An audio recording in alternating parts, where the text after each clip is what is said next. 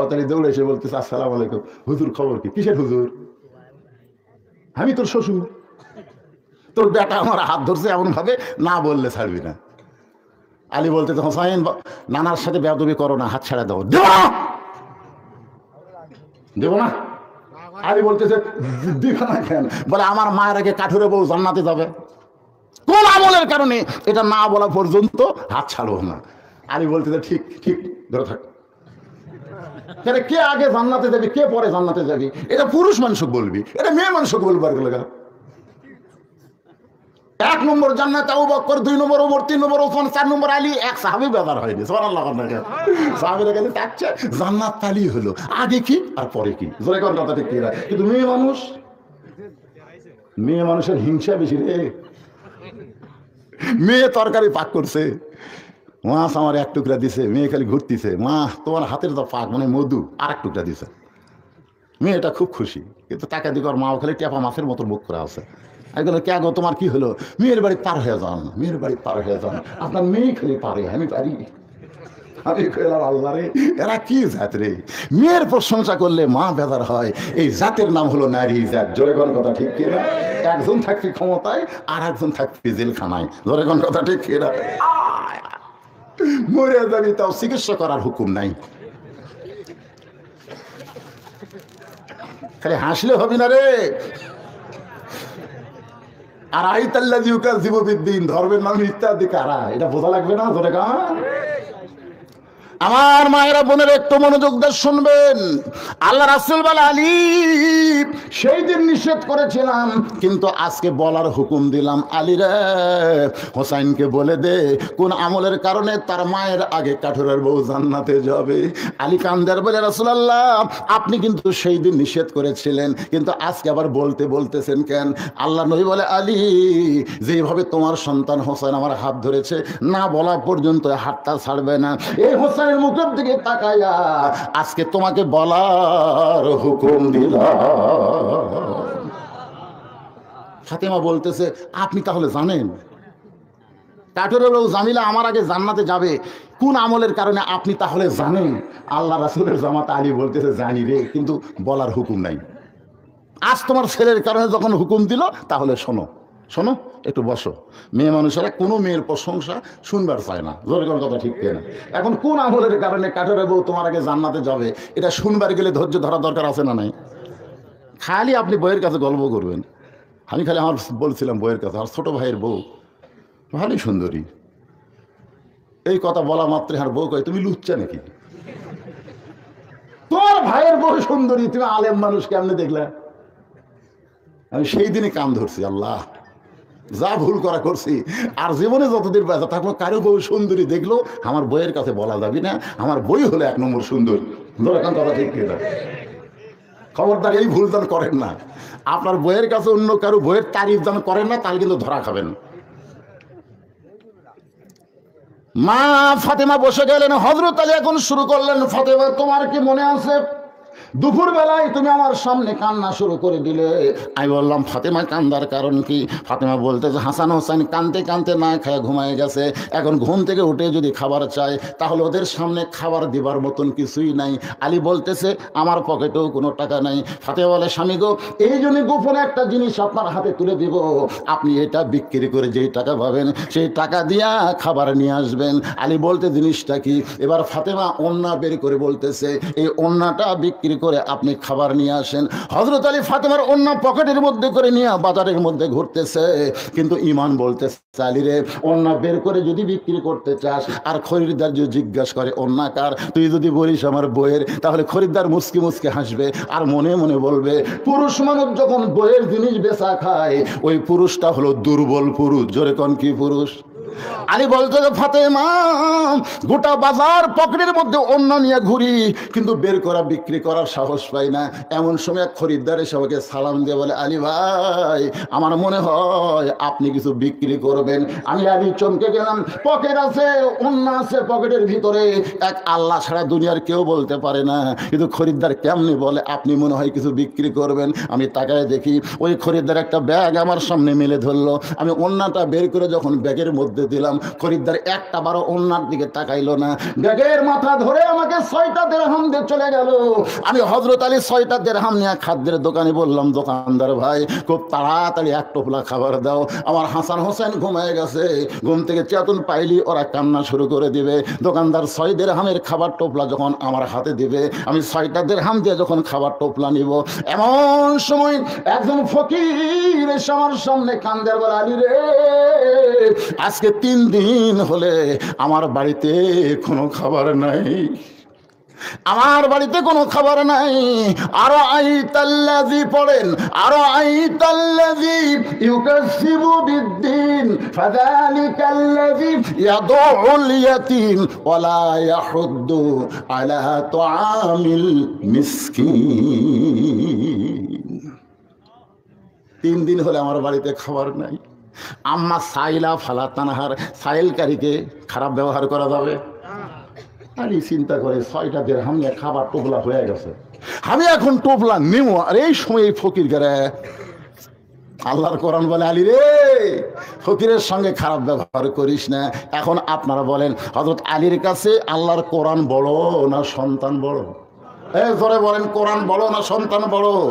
আল্লাহর কোরআনকে গুরুত্ব দিয়ে ফকিরকে 1টা দিরহাম দান করবে আর 5টা দিরহাম নিয়ে খাবার টোপলা নিবে, এই নিয়ত করে ফকিরকে যখন 1টা টাকা দিবার চাই, এমন সময় আল্লাহর কোরআন সামনে দাঁড়ায় বলে, ওমা তুনফিকু মিন শাইইন ফি সাবিলিল্লাহি ওয়াফা ইলাইকুম ওয়া আনতুম লা তুযলামুন। আলী রে, ফকিরকে 1টা দিরহাম দিলে আল্লাহ তোকে 10টা দিরহাম দেবে, 2টা দিরহাম দিলে আল্লাহ তোকে 20টা দিরহাম দেবে। তুই যদি ফকিরকে 6টা দিরহাম দিস রে আলী, আল্লাহ তোর বিনিময়ে তোকে 60টা দিরহাম দেবে। হযরত আলী আল্লাহর কোরআনকে বিশ্বাস করে ফকিরকে 6টা দিরহাম যখন দান করে দেয়, যে দান করছে ফকির হাসতে হাসতে যখন চলে গেছে, খাবার দোকানদার বলে, আলী ভাই টোপলা কি করব? বলে, টোপলা লাগবে না, তুই 2 বস্তা খাবার প্যাকেট কর। আলী দোকানদারকে 2 বস্তা খাবার প্যাকেট করে বলে, বাজারের মধ্যে ঘুরতেছে, ফাতেমা রে, আমি যখন বাজারের মধ্যে ঘুরতেছি, এমন সময় একজন উট নিয়ে রাস্তা দিয়ে আসতেছে, আমারে সালাম দেয়, বলে, আলী ভাই অযথা বাজারে ঘোরা জায়েজ নাই, আপনি কি উটটা নিবেন নাকি? আলী বলতেছে, 1টা পয়সাও আমার পকেটে নাই, তোমার উটটা কেমনে নিব? উটওয়ালা বলতেছে, 100 দিরহাম বাকিতে উটটা কিনে বিক্রি করে আপনি টাকা দিবেন। আলী বলতেছে, না ফাতেমা, এমন সুযোগ আমি জীবনে পাই নাই, 100 দিরহাম বাকিতে উটটা কিনে যেই মাত্র উট বেচার বাজারে, চারিদিক থেকে মানুষ দৌড়ে এসে আমার মুখের দিকে তাকায় আর বলে, আনা মাদিনাতুল ইলমি ওয়া আলিও বাবুহা। আল্লাহ রাসূল বলেছেন, আমি হলাম এলেমের শহর, আলী হচ্ছে তার দরওয়াজা। সে আলী উট বেচা খাওয়া, এই লক্ষণটা কেমন? এমন শুনে খরিদ্দার এসে আমার কানে কানে বলে, আলী ভাই উটটার দাম কত নেবেন? আমি কইলাম, সবাই যখন আমার তিরস্কার করে, আলেম মানুষ উট বিক্রি করবে রাইছি, আর তুই বলতেছিস দাম কত নিব? আমি বলবো না, তুই বল কত দিবি? খরিদ্দার বলতেছে, 160 দিরহাম দিয়া দিলাম।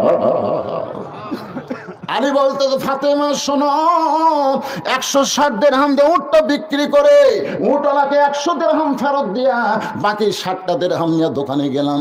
দোকানদার খুশি হয়ে বলতেছে, আলী ভাই 2 বস্তা প্যাকেট করছি। বলে, আমার কান্দর তুলে দে, কয় টাকা হবি? বলে, 60 টাকা। আমি 60টা দিরহাম দিয়া 2 বস্তা কান্দে নিয়ে তোমার দরজায়, তুমি দেখা মাত্র দরজা বন্ধ করে দিলা। আমি আলী কইলাম, ফাতেমা দরজা খোলো, দরজা খোলো। তুমি কইলা অন্য বিক্রি করার টাকা দিয়া বড় জোর 1 টোপলা খাবার হতে পারে, 2 বস্তা খাবার কোথায় পাইলেন? না বলা পর্যন্ত দরজা খুলবো না। আলী বলতে, তো ফাতেমা 2 বস্তা খাবার কান্দে নিয়ে ক্লান্ত হয়ে গেছি গো, একটু দরজা খুলে দাও, আগে দরজা খোলো তারপরে বলবো। ফাতেমা বলতেছে, 10,000 টাকার চাকরি করে 20,000 টাকার বাসা ভাড়া নেও, তুমি জনগণের টাকা মেরে খাও, আছে না? নাই তোমাকে অন্য বেচতে দিলাম, বড় জোরে 1 টোপলা খাবার হবি, 2 বস্তা খাবার কোথায় পাইলা? এটা হালাল না হারাম? আগে আমাকে জানা লিখবি, তারপরে দরজা খুলবো। আগেই দরজা? আমার হাসান হোসেন না খেয়ে মরুক, আমি সেই মা না, 1 টোপলা খাবার 2 বস্তা নিয়ে আসবেন আর খুশি হয়ে আমি দরজা খুলবো। প্রত্যেকটা মা যদি, প্রত্যেকটা বউ যদি এই চরিত্র গ্রহণ করে, একটা স্বামীও ঘুষ খাবে না, একটা স্বামীও দুর্নীতি করবি না। কতটা রান্না যায় না? আলী বলতে, ফাতেমা দরজা খোলো, দরজা খোলার পর আমি বলবো, ফাতেমা বলতেছে আগে বলেন তারপরে দরজা খুলবো। এমন সময় আল্লাহর কোরআন বলতেছে আর রিজালু কাওয়ামুনা আলান নিসা, আলী রে পুরুষেরা নারীদের উপরে থাকতে হবে। যতক্ষণ ফাতেমা না বলবে, দরজা না খুলবে, ততক্ষণ তুই বলবি না। সুবহানাল্লাহ। এটা কি আলীর মত না কোরআন? আর রিজালু কাওয়ামুনা আলান নিসা, পুরুষেরা নারীদের একটু উপরেই থাকা লাগবে, না তলে থাকতেন। এই আয়াত কিন্তু সব ক্ষেত্রে প্রযোজ্য হবে না, এটা হলো বইয়ের ক্ষেত্রে, মায়ের ক্ষেত্রে, আবার পায়ের তলে। ধরে কোন কথা ঠিক কিনা? হ্যাঁ, এই আয়াতটা কার জন্যে? আর রেজালু কাওয়ামুন আলা নিসা আবার সব ক্ষেত্রে ব্যবহার করলে হবে না। যুবকের ক্ষেত্রে, পুরুষের ক্ষেত্রে, নারীর ক্ষেত্রে, যুবতীর ক্ষেত্রে আলাদা আলাদা সিস্টেম আছে না নাই? ধরে কোন আছে না নাই? হ্যাঁ, এখন আল্লাহর কোরআনের আয়াতকে দাম দেওয়া হযরত আলী আর ধৈর্য ধরেনি, কান্দত করে দিয়ে বসতে নেয় নবীর কাছে।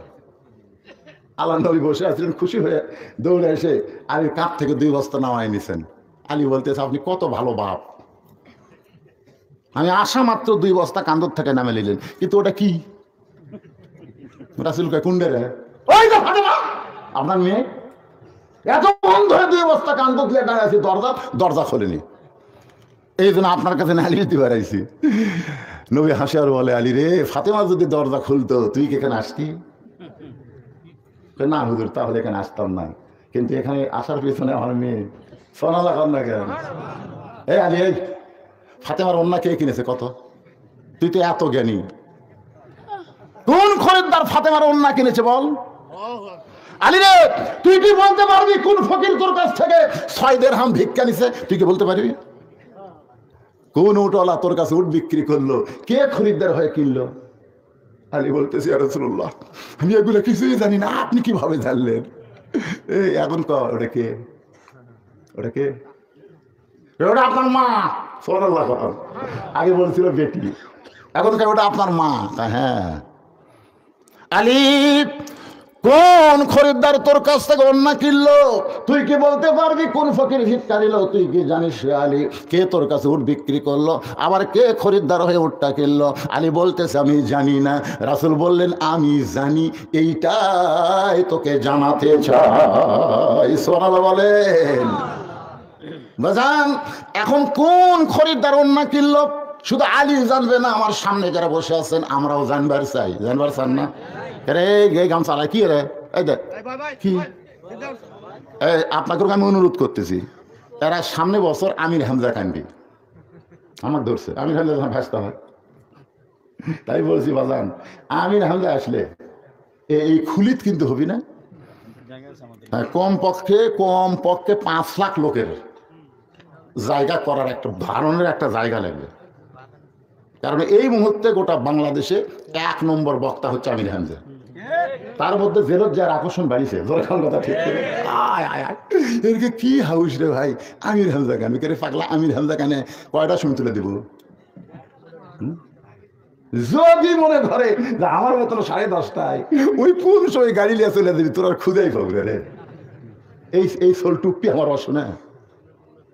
আপনারা কোন, আমি কি মানুষকে ঘুমানোর বক্তা না চেতন করার বক্তা? কথা কন, শেষ বয়সে একটা কথা বলে যান ভাই। তাহলে এই বাচ্চা ঘুম পাড়ি করে ঠিক মতো হাত তুলে দেয়নি। আমাকে বলছে চাচা আপনাকে আবার আসা লাগে। আমি না, ভাসতে আসলে আমার জামাই আসবে, আমার জামাই একদিন, আমি হেমদার একদিন, আমি বুড়ে আর আসবো না। তোরা যা করছো না না, সেটা হয়তো আপনি ওয়াজের একটা বয়স আছে ভাইজান। আপনারা খালি 9:30টায় তুলে দিয়ে দেখতেন, 12টা পর্যন্ত একটানা ফাটাফাটি ওয়াজ হতো, আপনাকে শুনবারও মন চাইতো। জোরে কোন ঠিক কিনা? এখন মাথার মধ্যে ঘুম ঢুকে গেছে, ঘুম তো এখন মাথার মধ্যে ঘুম ঢুকে গেছে, কথা ঠিক নয় মানে।